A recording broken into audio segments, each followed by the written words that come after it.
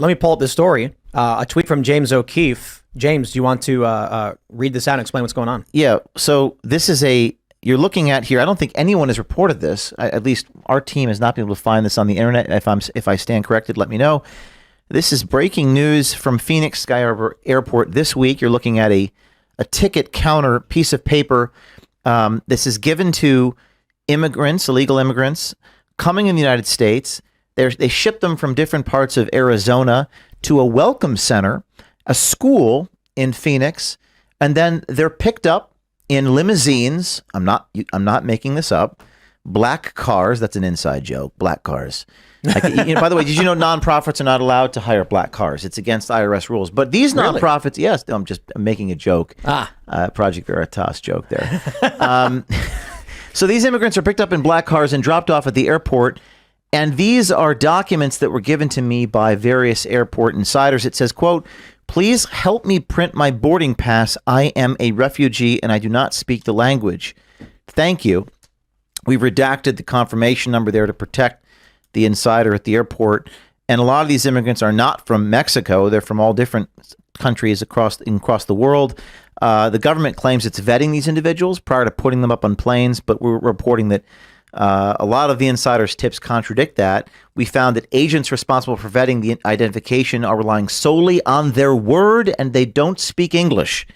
So it's fascinating here, Tim. And just to backtrack for a minute, for the audience, I was outside this airport. The airline insiders confronted me. "Oh my gosh, James O'Keefe, you have to help us." Every 30 minutes, the buses pull up. I interviewed the bus driver. He said he was with a company called Jet Limousines. And then we were able to figure out where they pick these people up. It's at a welcome center in Phoenix, Arizona. And they hire these car services to drop them off at the airports, and they're shipped across the country, New Jersey, New York, and places like that. And technically, I think you would call that smuggling them across the country. You might call that smuggling. We're under attack. I followed up with Marianne Williamson last night, whose brother, we talked about immigration a bit, and her brother does immigration. He's a lawyer, and said that her brother said that each of these individuals should be receiving what's called a credible fear interview. And if you cannot establish that they have legitimate credible fear, you send them back immediately.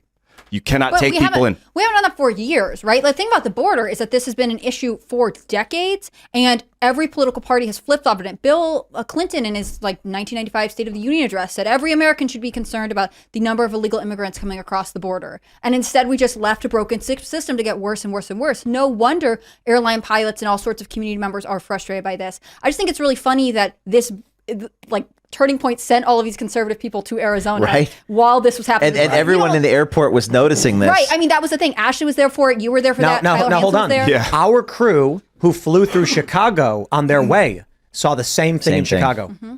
So before even getting to TPUSA, we're getting messages from our crew being like, "Hey, we're on a plane. It's all illegal immigrants. They've got the bags and we're like, wow." And then they're being dropped off in Chicago. So from the East Coast. I get hundreds of these messages from people and say I can't say who they are. "Hey, this is my throwaway account. I set up a fake X. Don't reveal my name so I don't get in trouble, but I know the location that we drop off migrants from Nogales, Tucson, Yuma here in Phoenix, so they all can go to Phoenix Sky Harbor." And they drop them off at this school, this welcome center, this school now turned welcome center. We get hundreds of people coming in. And anyway, I'm going back to Phoenix to follow up on this because this is a fascinating story. And they have all these car companies that they hire. I'm trying to figure out who's doing this. Is the feds, the state? There's a lot more. Who's paying for it? Who's paying for it? And by the way, one more thing about this, Tim, this whistleblowing. Let me just add that there's nowhere for these people to actually, these insiders to go. Obviously, they can't go to the New York Times. Yep. Because they'll hunt those people down like a trophy buck and print their real name.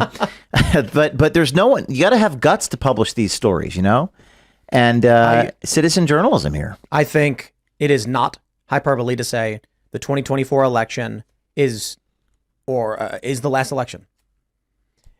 Until the next one. No, I mean, it in terms of what this country is, this is it. However, only if Joe Biden or the Democrats win.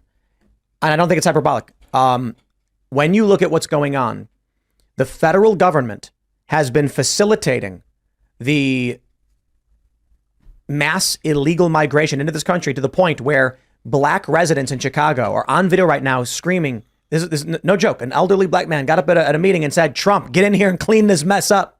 I'm like, wow, when the Chicago black community is so fed up with the abuse they're yelling for a Republican, that's how bad it's gotten.